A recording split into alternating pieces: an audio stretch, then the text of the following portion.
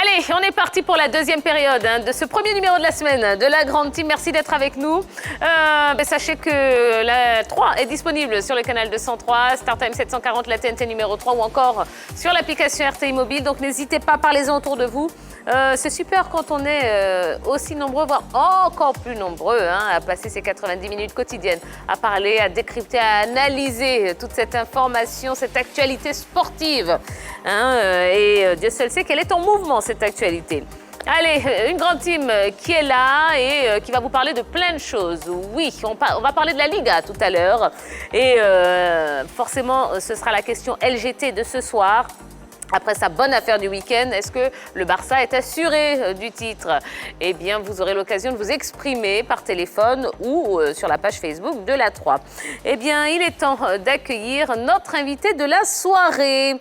Et on démarre cette semaine au quart de tour. Notre invité est le président d'une association de sport mécanique, l'association Side by Side Vehicles de Côte d'Ivoire, ASSVCI. Eh bien, il s'appelle Farid Daniel Assaf et il est avec nous sur le plateau de la Grande Team.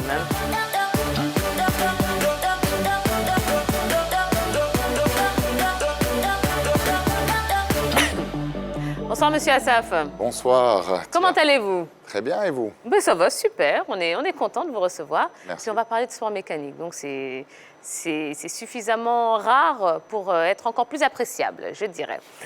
Alors, je vous présente la Grande Team. Voilà, la Grande Team. Monsieur Assaf. Bonsoir, monsieur. Bonsoir. Alors, expliquez-nous, Monsieur Assaf, comment vous êtes arrivé dans les sports mécaniques? C'est une passion. Tout petit garçon rêve de devenir pilote de quelque chose, donc pilote de voiture, de moto, de fusée. Après, on va vers ce qui est réalisable. Oui, c'est pas faux, c'est pas faux. Et donc, vous atterrissez dans les sports mécaniques. Exactement. D'accord. Bon, alors concrètement, c'est quoi le SSV? Parce qu'on en entend beaucoup parler.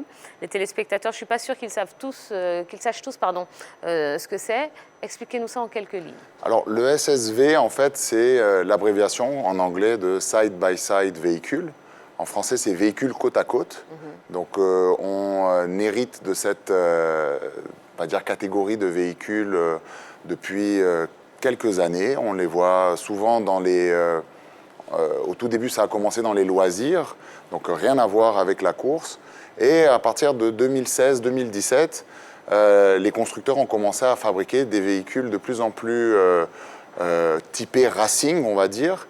Et c'est de là qu'est née la catégorie dans les compétitions mécaniques. D'accord. Alors, on est plus proche de quoi? De la moto ou de la voiture, finalement? On est plus proche, on va dire, de la moto dans la conception.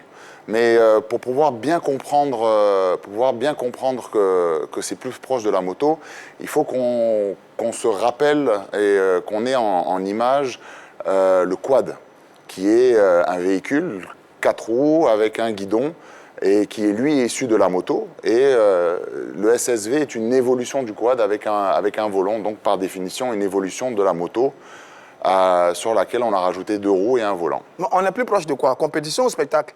Quand on regarde comme ça, parce qu'ailleurs, on fait normalement des spectacles, etc. Et puis, sur compétition, mais on est plus proche de quoi quand on regarde ça comme ça? Spectacle pour ceux qui découvrent, mais compétition pour ceux qui la vivent. Comme je disais, on est arrivé en 2016 en Côte d'Ivoire avec ce type de véhicule sur les pistes. Et de suite, beaucoup de personnes l'ont vu comme un spectacle. Et très rapidement, après les premières courses, et pour des pilotes qui étaient complètement néophytes et amateurs, ont réussi à avoir des résultats contre des voitures, si c'est vers là que vous voulez aller. Ça demande plus d'efforts dans l'entretien, dans la conduite. Ça demande plus d'efforts qu'une voiture normale, une voiture ordinaire? C'est différent parce que c'est un buggy. Vous voyez qu'il y a une énorme suspension, donc le véhicule il a un débattement supérieur à un véhicule classique. On est dans la recherche perpétuelle de l'équilibre. C'est spectaculaire, c'est performant et c'est assez unique pour pouvoir créer tout type d'émotion, qu'on soit à l'intérieur ou sur le bord de la piste. D'accord. Alors, expliquez-nous, qu'est-ce qui s'est passé pour que la SSV quitte la FISA? On n'a pas quitté la FISA pour répondre directement à votre question. je vais plutôt dire qu'on est aujourd'hui à la Fédération de motocyclisme comme un retour à la normale de certaines choses. Après, il y a des points que je voudrais pas soulever aujourd'hui en plateau et que je préfère laisser mon président de fédération gérer. Moi, je suis qu'un président de club, organisateur de courses, qui cherche à développer une discipline dont on a été parmi les premiers à promouvoir dans le monde, en Côte d'Ivoire, sur les pistes. Et le vrai intérêt est d'aujourd'hui proposer sur le plan international quelque chose de concret, quelque chose de professionnel, quelque chose de performant. Parce que la Côte d'Ivoire, aujourd'hui, on peut la localiser sur une carte grâce au football, mais on doit aussi pouvoir la localiser via d'autres sports. Mais donc concrètement, vous êtes encore à la FISA ou pas? Non, aujourd'hui, nous sommes fiers d'être affiliés à la Fédération de motocyclisme de Côte d'Ivoire. D'accord, très bien. Vous étiez parmi les protestataires contre le troisième mandat d'Alain Ambrosino, vous étiez parmi? Non, pas du tout. D'accord. Pas du tout, parce que c'est un secret de polichinelle. J'ai voté pour lui. Et en 2021, on a renouvelé nos cotisations, nos adhésions, nos licences. Ce ne sont pas les signes d'un club qui voulait partir. Si c'était les signes d'un club qui voulait partir, on n'aurait pas organisé une compétition également le 23 janvier à Boisseau. Donc la réalité est ailleurs. D'accord. Et je ne suis peut-être pas mieux habilité à répondre à cette question. Bon, c'est la même question que je voulais envoyer, puisque vous évoquez une bonne entente. Vous avez voté pour le président Alain Ambrosino. Mais malgré tout ça, vous n'êtes plus à la FISA. Les Ivoiriens, ils veulent comprendre. Posez-lui la question. Aujourd'hui, je vous donne des éléments où je vous dis qu'un club qui est régulièrement affilié, à jour de ses cotisations, qui organise un événement, n'avait pas l'intention de partir. Maintenant, donc on vous a forcé. On vous a radié. On nous a radiés. Ah, d'accord.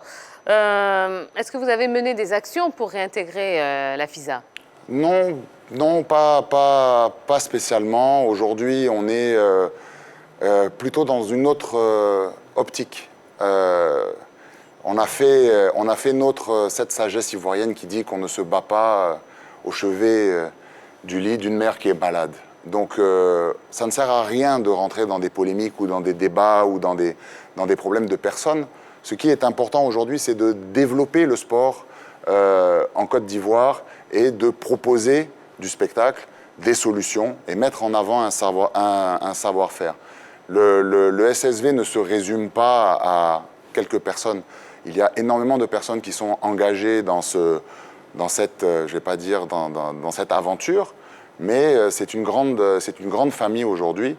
Et on peut le voir sur les images derrière vous d'hier, où c'était une grande famille qui ne veut pas de polémique, qui préfère privilégier les valeurs du sport, qui s'est réunie autour d'une compétition. Bon, à vous entendre, on a l'impression que lorsque vous étiez affilié donc, à la FISA, on ne vous laissait pas l'occasion de... Non, pas du tout. Chacun a son management. Il y a une façon de voir les choses. Heureusement qu'elle diffère d'un dirigeant par rapport à l'autre. On a fait un bout de chemin ensemble. Il y a une histoire qui a commencé et qui continuera. Elle continuera avec ou sans les personnes qui étaient là au début.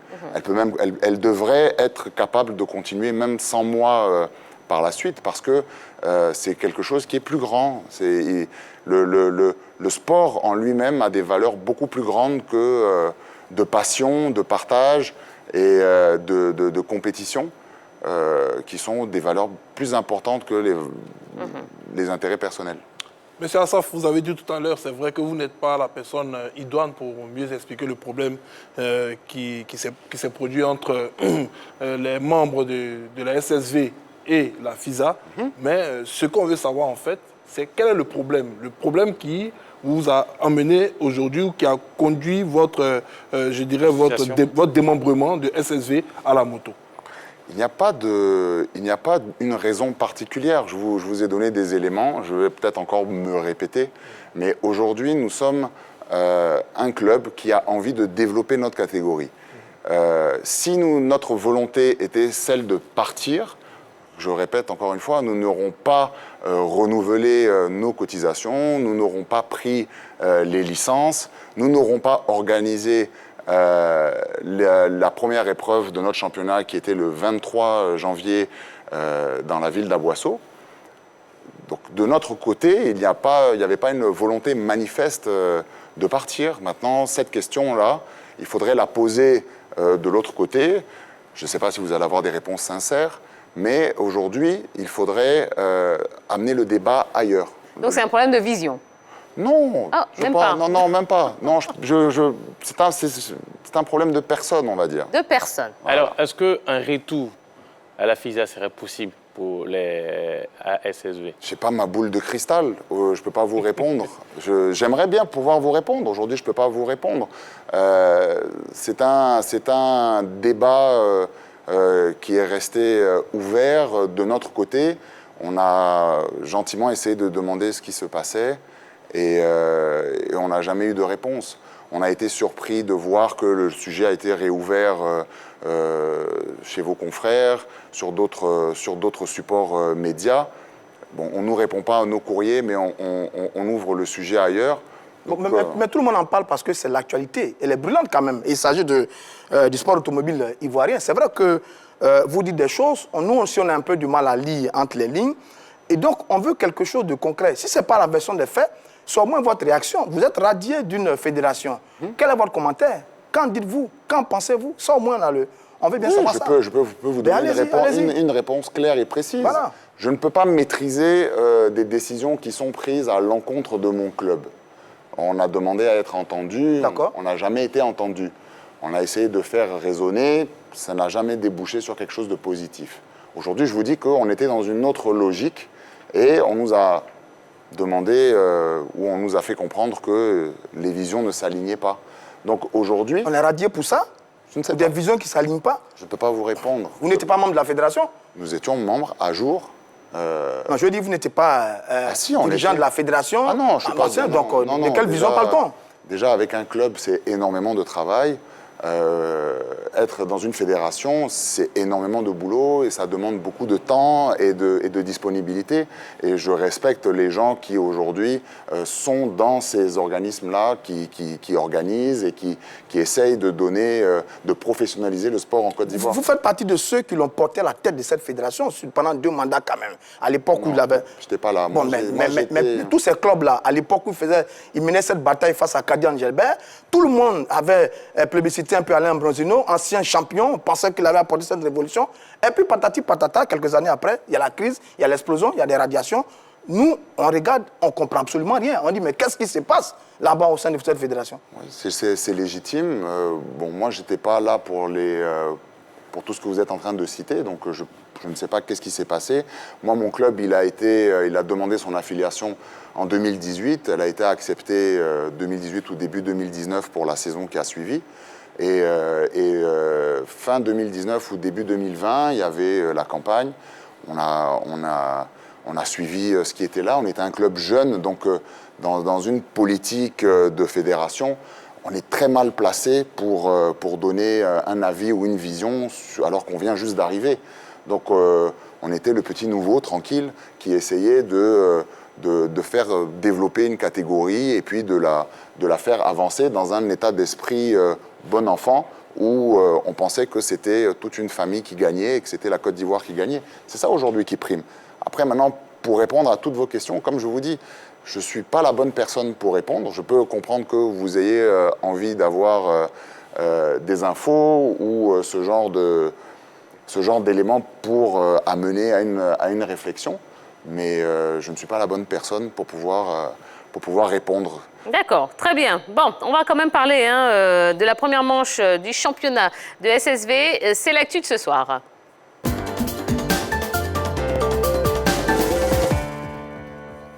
Ce dimanche a eu lieu la première course de la SSVCI, donc l'association Side by Side Véhicules de Côte d'Ivoire. Depuis son affiliation à la fédération de moto en Côte d'Ivoire, eh bien c'était dans la commune de Port-Bouët, à Gonzagueville plus précisément. Le vrombissement des moteurs SSV a réveillé la population de Gonzagueville, dans la commune de Port-Bouilly, ce dimanche. C'était à l'occasion du premier off-road SSV Racer. Cette compétition de l'ASSV, la première, sous l'égide de la Fédération de moto, a vu la participation de 16 équipages. Il fallait parcourir le circuit long de 20 km par 4 fois. À ce jeu, c'est l'équipage Gary Shane, Comas, qui a été le plus rapide. Il a devancé devant la paire Sylvain Matenet-Cédric Moulinier et le duo Ijazi Karim, le borgne Didier, respectivement 2e et 3e de cette course. Le SSV de Gary a mis 1h16 minutes et 26 secondes pour faire les 80 km, distançant ainsi le 2e de 11 centièmes et le 3e d'un peu plus de 2 minutes. Il y a un an, les véhicules SSV n'étaient qu'à 8 équipages. Aujourd'hui, ils sont presque une vingtaine. Pour cette compétition, ils étaient 16 sur la ligne de départ.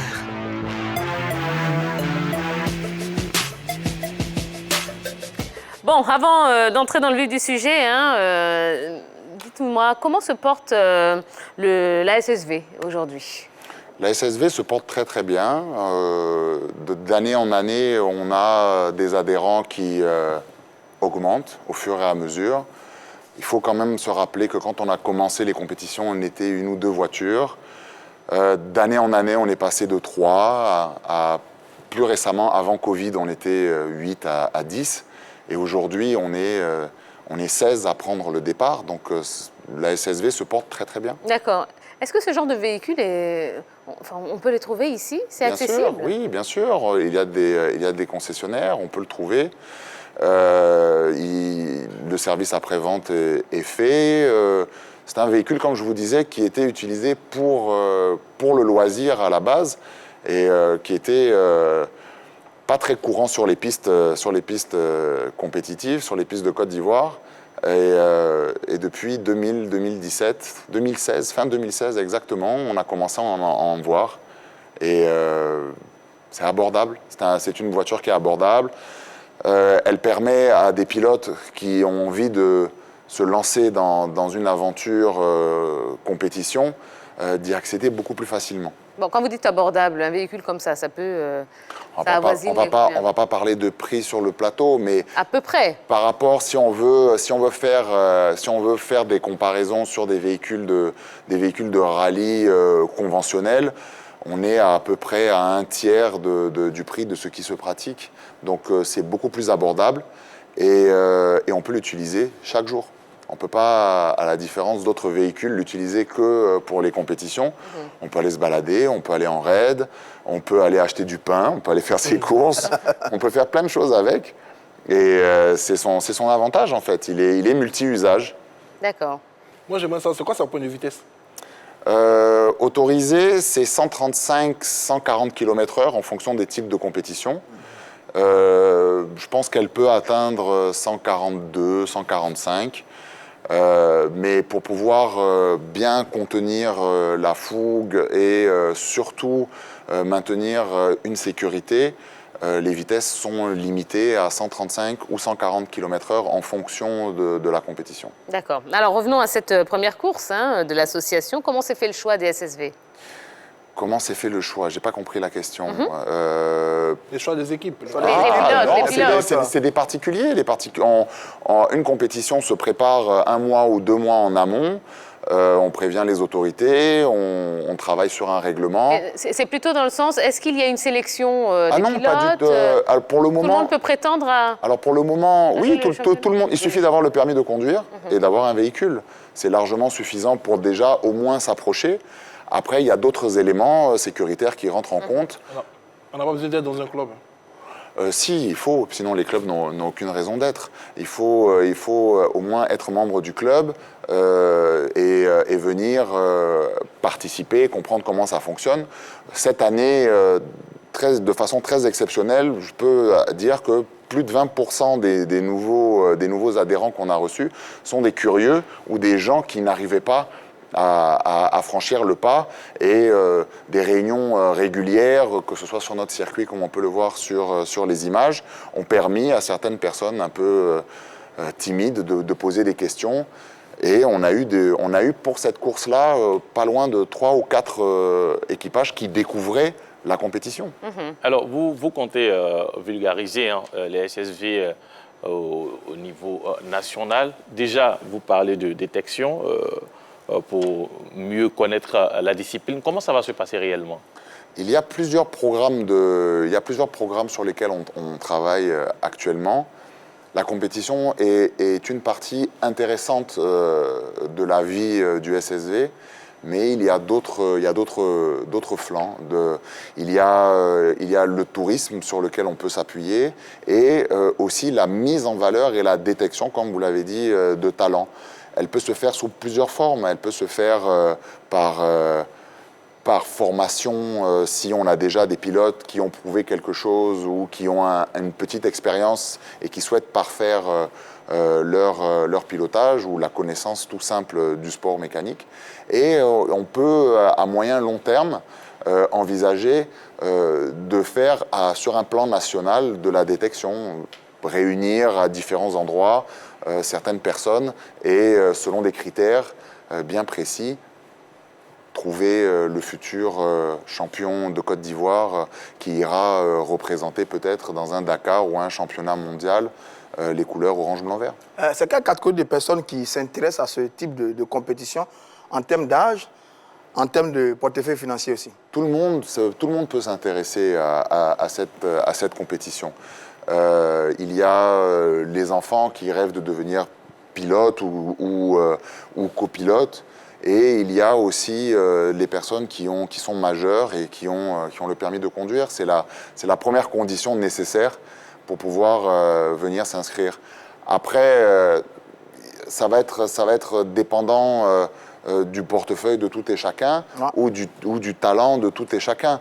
On a 2 ou 3 équipages qui aujourd'hui sont carrément pris en charge à 100% par un partenaire du club. Très bien. Donc ça ne leur coûte rien. D'accord. Bon, alors cette première course, comment vous l'avez trouvée? Magnifique, honnêtement magnifique. Je vais essayer d'être objectif, parce que c'est vrai que je suis l'organisateur. Mais je crois qu'on a compté pas loin de 500 personnes au pic ou 600 personnes à 30 minutes d'Abidjan, dans une route qui n'était pas évidente à trouver pour tout le monde. 17 équipages inscrits. Ils sont presque tous rentrés. Il y a eu 1 ou 2 abandons. Les assistants se sont passés à merveille. L'ambiance était excellente. On a passé une agréable journée. On a eu de la chance. Il n'a pas plu. Ça aurait peut-être un peu fait peur aux spectateurs. Très satisfait, réellement très satisfait. D'accord. Est-ce qu'il existe beaucoup de parcours de ce type qui sont capables d'accueillir une telle compétition? Oui, on a organisé déjà des compétitions à Boisseau, comme je disais tantôt. On a organisé à Dabou aussi, dans la commune, je ne sais pas si c'est une commune, à Abrébi, à côté de Jacquesville. D'accord. Exactement. On est capable, oui, la Côte d'Ivoire aujourd'hui a énormément de pistes. Je vois bien dans l'ouest montagneux. C'est très formidable. Hein? On a déjà organisé des raids dans la région des 18 montagnes. Ouais, à Mans. À Mans, exactement. Le paysage est magnifique. Les gens sont curieux, certes, mais accueillants. La Côte d'Ivoire, aujourd'hui, elle a énormément d'atouts à apporter dans cette discipline-là pour pouvoir permettre, en fait, de rayonner déjà sur un plan national. On parle de villes où on pense que des fois c'est tellement loin qu'on n'a pas envie d'y aller, alors que bien au contraire, tout est fait pour pouvoir accueillir du monde et développer les économies localement. C'est le point le plus important lorsqu'on parle de sport. Monsieur Assaf, aujourd'hui, il y a une donnée qui rentre en ligne de compte dans les sports mécaniques. Ça concerne les énergies utilisées. On sait que ce sont les véhicules qui fonctionnent au gasoil. Qu'est-ce que vous allez faire aujourd'hui pour, à la longue, permettre à cette discipline d'être moins polluante? Je ne suis pas fabricant, mais on travaille. Mais oui, j'aimerais bien, moi, qu'on soit tous à l'électrique ou au solaire. Donc, on essaye de suivre la technologie avec les constructeurs. je ne sais pas si on peut dire des marques, mais non, évite, on va éviter. En tout cas, une des marques avec lesquelles on travaille s'est engagée il n'y a pas très longtemps à développer l'électrique sur toute sa partie racing. Et on serait curieux de voir, nous aussi, dans les années à venir, ces véhicules sur nos pistes. Après, on peut avoir des véhicules qui sont prêts à recevoir des technologies hybrides ou à l'électrique, mais il faut qu'il y ait les infrastructures autour aussi capables de les donner. D'accord. Alors, cette course, elle a été gagnée par Gary Shane. Oui. Et vous êtes venu avec lui. Il va entrer tout de suite sur le plateau de la grande team. Et on peut l'applaudir, c'est quand même un vainqueur, c'est quand même un champion, attendez. C'est notre Sébastien Lobanou. Hein. Bonsoir, monsieur Bonsoir, Gary Shane. bonsoir. Comment allez-vous? Bien et vous? Ben, super, super. Voilà. Est-ce qu'on vous voit bien? Oui, ça va, il est bien. Alors, réaction après cette victoire? Très comment vous heureux, vous sentez? très heureux. Une belle victoire, une belle bataille. Il y a eu de beaux concurrents qui étaient très proches de nous. Donc, avec mon copilote, on a eu chaud pour une fois. Parce que c'est vrai que ces derniers temps, ça manque un peu de challenge, etc. Et là, sur cette course, quand même, les écarts étaient très serrés. Le deuxième était à 8 secondes derrière nous, qui est très, très, très proche. Oui. Donc, la compétition était belle, tout était beau. On a eu énormément de public sur cette compétition, donc c'était vraiment agréable. Et je tiens à féliciter tout le podium qui était avec moi, donc Sylvain Matonnet et Kevin Ijazi, qui sont sur la 2e et la 3e place, et leurs copilotes respectifs. D'accord. Alors, qu'est-ce qui vous a permis de gagner? Qu'est-ce qui a fait la différence entre vous et les autres? Bon, je pense que mon expérience dans le sport mécanique, forcément, fait qu'on a un peu plus d'expérience sur eux, donc forcément, ça a fait que nous avons eu la victoire pour nous. Alors, vous serez également à Gagnois? J'ai remporté Gagnois, c'était déjà il y a 2 semaines. Donc on a remporté Gagnois. Et maintenant, on a remporté cette épreuve de SSV en attendant avec impatience la prochaine. D'accord. Moi, j'aimerais savoir quel effet ça fait de passer des véhicules beaucoup plus rapides et plus puissants au SSV. Alors le SSV est un véhicule que je pilote déjà depuis un moment. Ce n'est pas plus rapide ou moins rapide, ça dépend du circuit. On a déjà vu sur des courses à l'époque où les 2 véhicules couraient les uns contre les autres, on a vu des SSV remporter devant des voitures à plusieurs reprises. Au dernier rallye de Bingerville, d'ailleurs, la 2e et la 3e place, je pense, ont été prises par des SSV derrière moi qui étaient en voiture. Et on se battait vraiment avec des écarts très serrés. D'ailleurs, avec mes 2 concurrents qui ont fini 2e et 3e derrière moi cette fois-ci. Donc c'est un véhicule qui est très compétitif. Il faut savoir que sur des pistes qui sont endommagées, il a un très gros avantage d'avoir des suspensions avec des gros débattements. Donc forcément, c'est... Gary Shane, écart trop serré. Bon, j'ai envie de dire, encore une autre victoire pour vous. Vous n'avez quasiment plus d'adversaires. Champion d'Afrique en 2014, leader actuel du championnat. Toutes les courses, c'est Gary Shane, c'est Gary Shane. C'est un peu comme Sébastien Loeb ailleurs. Bon, maintenant, les courses sont un peu à mon avis, un peu à sens unique. Vous écrasez tout le monde, finalement. Non, pas du tout. La preuve, c'est que j'ai même presque été dominé sur cette épreuve. On a Sylvain Matonnet qui a remporté plus de spécial que nous. D'accord. Donc, on va dire qu'on a eu chaud. Et c'est une très bonne chose pour le sport. Donc, on va voir la suite. On espère bien que quelqu'un viendra vous détrôner, enfin. Ah non, on n'espère pas ça quand même. Ça dépend où on se place. Alors, monsieur Assaf, quels sont les prochains challenges de la SSV? Alors, on va avoir le 19 et 20 juin la 2e édition c'est Dabou, oui, à Dabou. Donc, du SSV Dabou. Septembre ou octobre, j'ai pas vraiment la date précise en tête parce que je suis plus concentré sur Dabou en ce moment. On va être à Bréby. Et décembre, on attend encore des autorisations avant d'annoncer le lieu. D'accord. Un message à l'endroit de tous ceux qui découvrent peut-être ce sport et voilà, et qui se diraient bon, ça c'est peut-être pas fait pour moi, qui hésiteraient. Venez, on a eu ce week-end énormément de volontaires qui se sont spontanément déclarés, qui nous ont envoyé des messages. On est sur les réseaux sociaux, on peut nous trouver sur les réseaux sociaux, écrire un message, on essaye de répondre assez rapidement.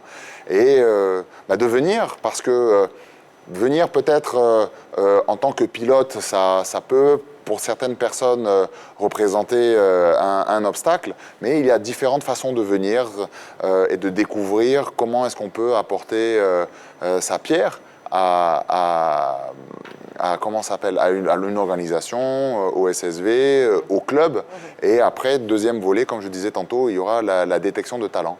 La détection de talent dont on communiquera bientôt le programme et les modalités qui vont permettre d'aller chercher les futures pépites. Les futurs Gary Shane, par exemple. Exactement, bien sûr. On en a besoin, Alors Gary Shane, dernière question.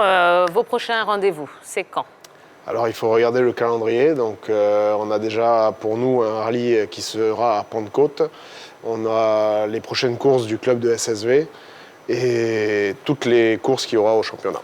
D'accord. Eh bien, très Pour bien. pour la FISA aussi. Pour la FISA aussi. D'accord. Allez, merci beaucoup, messieurs. Merci Merci d'être venus nous parler de la SSV sur le plateau de la Grande Team. On espère que ça vous a plu, que vous avez peut-être découvert une belle discipline. Eh bien, n'hésitez pas. Vous avez entendu le président donc, de la SSV Côte d'Ivoire. Et n'hésitez pas. Oui, passez le cap. C'est pas fait que pour les autres. Non, c'est peut-être fait pour vous et vous serez peut-être le prochain champion. Ben voilà, il a bien commencé quelque part, Gary Shane, n'est-ce pas? Bien sûr, bien sûr. sûr. Eh bien, voilà. Allez, on va marquer une toute petite pause. Dans un instant, eh bien, on va parler football. On va parler du championnat de France et du championnat espagnol avec Lille qui s'accroche et l'Atlético qui a sombré ce week-end. Et puis, il y aura un petit plus calé d'ici la fin de l'émission. Donc, restez avec nous parce qu'on est ensemble jusqu'à 22h. À tout de suite.